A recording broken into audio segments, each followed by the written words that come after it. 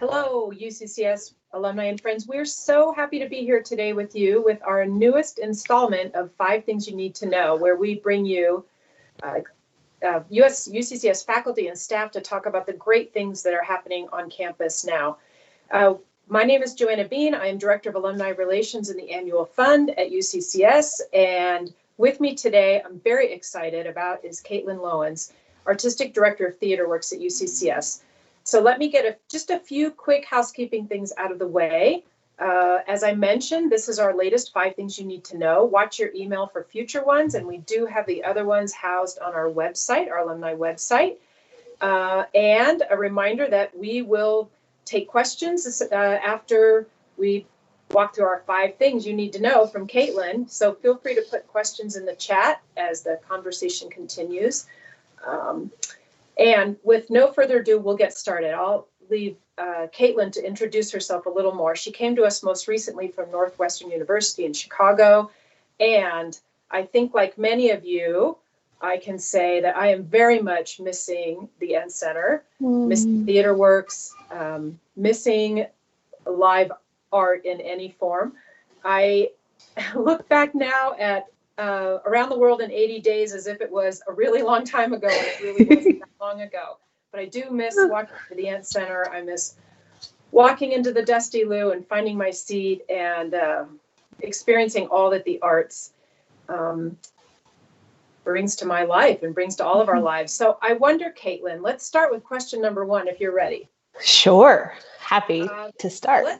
Let's start off, and if you would, work in a little bit of your background too, because I gave you a very abbreviated introduction, but kick off the conversation, if you would, today by sharing what arts programs have been coming up with virtually. I talked about my longing to be in person, but I know that you haven't stopped your work. It's true. And so we're doing a mix of respecting the fact that some folks are comfortable staying distant. You know, we want to make sure that we're keeping our students and our staff and our faculty safe. And we also are trying to find ways to bring people together safely at the Ed Center. And so all of the creativity of all of the folks there is put to work in order to bring some programs in some unexpected ways. So over at the Galleries of Contemporary Art, they're definitely a buzz. They have installed a beautiful exhibit called Seat of Learning by Jane Lackey and Thomas Lair, right before things started to shift a little bit in our world. And it's beautiful objects that the two artists have collected from around the region and around the country. And then people share stories about what the objects mean to them. And the galleries are actually still open, so people can sign up on the website for a timed entry. So a person can have a sort of private, more meditative gallery experience and be in person with these objects in a way that feels really safe. And then on the flip side, Theatreworks is doing its sort of second installment of a virtual offering. So we've taken a play by the playwright Anna DeVere Smith, who works in documentary theater. So she interviews people about a certain topic that she's interested in, turns those interviews into monologues. And she has a play from the year 2000 called House Arrest about the American presidency and how much it's changed over the last 200 years. And then so we took that play and we're performing it virtually. So actors, actually just this weekend, we culminated our rehearsal process, which happened entirely over Zoom. And then 16 actors joined us for 1 day of filming in the Shockley Zalabach Theater, which was actually the first time that I had gotten to work in the Shockley, which is a beautiful space. But as you mentioned, Joanna, usually in my 2 years that I've been here at Theatreworks, we've found our home mostly in the Dusty Lou Bon Vivant Theater right next door. So we have those are our 2 big offerings coming up both in October, and then we have lots of programming planned around that as well. I can't resist squeezing an extra question in here, but tell us what it was like to walk in to the Shockley Zalabach at this time. Take us in a moment. Yeah. It was really beautiful and moving. To be honest, the day before we're doing all of our preparation for the actors and making sure that everything is sanitized. And, we had to individually bag their costume pieces so that people weren't touching each other's costumes. And so the day before in the preparation really felt more like, oh, we just have to get this done, check things off the list. And then the moment that it really hit us how long it had been since we were in a theater is actually when the first actor came in on Saturday morning to do his piece. And, we're answering all of these questions about filming and angles and where he should look. And it feels very regimented. And then he begins sharing a monologue in the character of Abraham Lincoln. And it was just this beautiful moment of, oh, this is what this space is for. And this is what brings all of us who work in the arts such joy, is to be in physical space together, to share stories, to bring characters off of the page to life. And so, being in the room was wonderful, but it really wasn't the room until there were other people in it. Do you know what I mean? And that was the moment where things felt really right again. Can you take a slight commercial break and tell all of us how we can take part in house arrest, or about the timeline on that? Sure. So the timeline was that we had been rehearsing and we had one day of filming, and now's the time where we're putting it all together. So the good people at Media Services are, as we speak, editing those 56 monologues into one piece. And then we're actually going to be streaming it October 22nd, which is a Thursday, through November 1st. So we're going to have sort of, 2 weeks of performances. And that's going to be right before Tuesday, November 3rd, the presidential election. So we're hoping that this is going to be a really wonderful jumping off point for a dialogue about the presidency throughout history and how that's shaping how people are thinking about our country and about their choices going into that election day. Wonderful. I will try to remember to remind you toward the end to tell us those dates again. Thank you, Joanna. I happily will do it. All right. Question number 2 on our 5 to know. How are you seeing alumni continue to connect with the arts? Well, one thing I would showcase is how many alumni are themselves artists. I know that at the Gallery of Contemporary Art, Daisy McGowan has been showcasing local graduates in the gallery, and with some of the studio visits that she did, virtual studio visits over the summer. And so if you go, you can actually get a peek inside some UCCS alumni artists. And I also have been really lucky in my 2 years here since I came in August of 2018 to interact with a lot of UCCS alumni as actors, but also as designers. The production that we were working on right before things needed to shift, we had to cancel our first performance, but there was a really beautiful production of a play called An Iliad, based on the Iliad. And our costume designer for that show, Malia Klua, was actually a very recent UCCS graduate. And we were so excited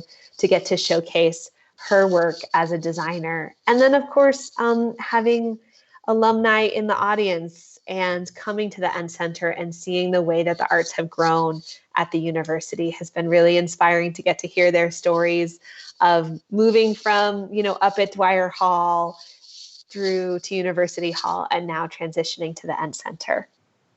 It hasn't been that long ago that some of us were over at University Hall watching Theatreworks. Yeah, exactly. Well, I have a third question for you, and you've touched a little bit on this, but I bet there's more you can tell us. The behind the scenes world, and how are you and others preparing for upcoming performances? Right. So we're using a lot of different methodologies, things that we're not accustomed to. You heard me mention Zoom before. We dipped our toe into Zoom work in May when we took a production of Comedy of Errors, the Shakespeare play that we have been touring around the community. We took it and we translated it to Zoom in this very fast and furious, silly rendition of Comedy of Errors, which you can still see on the Theatreworks Facebook page if you want to. But then we really dove more into it, not for performance, but for process with house arrest. We had 16 actors. We had 8 directors, 2 of whom actually lived out of state, which was a unique opportunity for this because we knew that we wouldn't be able to gather together. We thought it was a great way to combine local actors with both local directors, but also with folks with different perspectives coming from other cities. So it was really, the puzzle piece of putting together all of those different artist schedules. But it was also nice to take all of the things that, I don't know about you, but I've been spending a lot of time on Zoom and Teams and Google Hangout and Google Classroom over the past 6 months. And so rehearsing actually gave me some tools to that I've brought back into some of my meetings for remembering that we're all humans.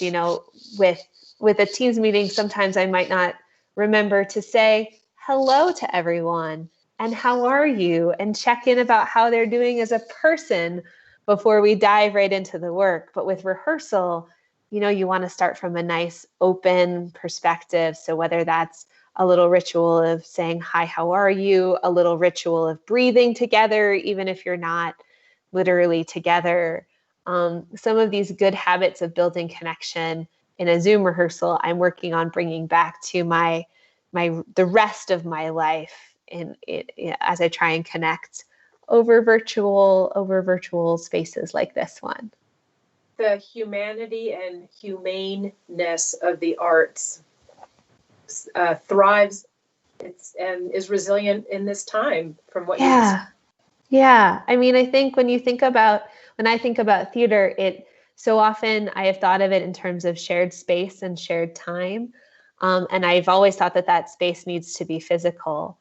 But I think sometimes it's more about acknowledging the sharing than it is about the space. So for example, if an actor is rehearsing, or even in our comedy of errors performing, and like an unexpected mammal, like a cat or a kiddo happens to pop into the frame, sometimes sharing can look to say, oh, you're a human, and you're a human in relationship with other creatures. And we're not going to judge what just happened. We're going to say, that's all part of the richness of being people together. And so that spirit of being people together can happen even across distance and across screens. Oh, thank you. Number 4, are you ready? Yeah. All right. For anyone who has never considered themselves an arts person, can you talk a little bit about how the arts are accessible and important even now, especially now? Oh, Joanna, I love this question, because I think so often people come to the arts and they assume that if they haven't trained in the arts, or if they don't have an arts background themselves, they aren't equipped to experience something. Whereas I always think, as a maker, if I've made my art piece right, the only thing that you need to be an expert in is your own human experience. And if you're an expert in being a human, and I think most of us are, then you're exactly the kind of audience member we hope for, and you know everything you need to know in order to sit in a seat and respond to a piece and talk about how it moved you and how it connects to your life. And I think we could do with more people who feel really comfortable saying, I have no idea how that costume change worked, or I have no idea whether that was a Shakespearean speech in prose or poetry, but what I do know is how it made me feel. And I hope that more people who are an expert in the how of the art are comfortable and excited to have conversations with audiences about the why of the art and the why the art moves them. And I think especially now, to just reflect on my own life, I'm living in close quarters with my little community of my family, or when, emotions run high within that little community, or we have our larger community of the world stage and the country stage where enormous events are transpiring around us. And the ability to take something in and to have an experience and to weigh it against what you know about yourself and your life, and to have an open, honest conversation about how you were moved or emotionally affected by a play, like that's a tool for having a conversation about how you were moved or emotionally affected by an event in the world. Something as small as who didn't do the dishes when they said that they were going to, and something as large as, some of the really large questions that we have facing us as a country, right? And so this sort of emotional toolbox of how to speak from the I and how to be open and honest and vulnerable, I think that those conversations are what the arts give all of us, whether we're artists or not. And I hope that more people will feel comfortable availing themselves of those kinds of experiences. One thing that strikes me about this part of the conversation is that the theater experience for me sometimes is communal and sometimes completely solitary. I've walked into the theater, not spoken a word to anyone, and walked out. And also had time where I've walked in with other people. So that idea of people who think maybe they're not an arts person is just not true. Arts can be as solitary or with others as you want it to be. Mm-hmm. Absolutely. And I think now can be a really good time too. There are lots of, for those of us who have the privilege of, having a secure home and having internet access, there's a lot of way to experience art virtually, whether that be music or dance or visual art or theater. And so I think for some people who are a little bit nervous about going with other folks and maybe feeling like they don't have enough of a background or that there might be judgment, I think, that now can be a really good time to immerse yourself in something that you don't know about yet, in the solitude of your own home with your own time to consider what it means to you and how you respond to it. Yes, in your quarantine bubble. In your quarantine bubble. All right, question number 5. We want to leave plenty of time for questions. What would you say is your silver lining now? Yeah, I would say that, over the past, it shifted I feel like there are different eras to this, but I think my silver lining is, for me, I'm lucky enough to be spending more time with my child, and that reminder of, she's at a point in her life where she has a lot of discoveries and she sees things anew. And so, that gift of being able to see those discoveries firsthand and experience them with her. But then also just a little bit of reordering about what are the things that bring me joy and how do I scaffold my life so that I have as much of that joy as possible, so that then I'm filling up a reservoir for also the really hard work of being a human and being a citizen right now, and the fights that are not necessarily joyful, but are necessary. So how am I filling up the joy reservoir so that it's full, so I can go out and fight the fights that are not joyful, but are necessary? That's my silver lining. Thank you. All right, we have some questions. Okay. Let's do it. Hello, Caitlin. I am curious who the actors are. You touched a little bit on this. Local community members, students, alumni. Speaking about the upcoming production. Sure. For House Arrest, we have 16 actors, all of whom are drawn from Colorado. 2 of them are actually current UCCS visual and performing arts students, Sean Ahmed Sharif and Olivia Langley. We're super happy to have both of them. And one of our directors is actually directly connected to UCCS as well. Kevin Landis is one of our directors, and he is, of course, the head of theater and dance. And then, our other 14 actors, I could name them. Should I do? But folks who you would have seen on Theatreworks stages before, lots of them. So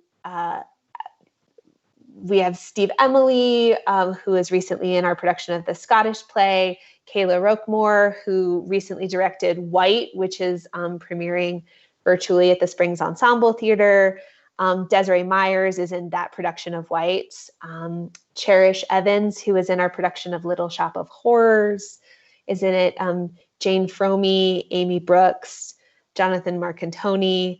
This is going to be this terrible Oscar speech, right? Where I keep going and then I leave one person out, and it's terrible. Maybe I'll give you the hook now. Okay, give me the hook. But so it's all Colorado-based folks, all but one from the Springs. One person came to us, drove over the mountains from Creed. But we're really excited about all of them, and they represent a really wide variety of ages and ethnicities and genders, and just capturing so many different characters. So I think it'll be really fun for audiences to get to see them. That's great. It sounds like a few folks who Theatreworks regulars will know, and others. Mhm. All right. Yeah. So, second question.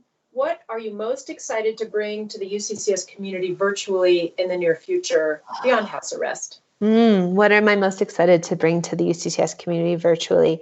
Well, we know that we're planning something for the holidays for December, and reminder there are so many different holidays in December. And what we've been building on is Theatreworks' tradition of adapting classic literature. So A Christmas Carol was very popular at Theatreworks for some time and was the first production I directed here in 2018.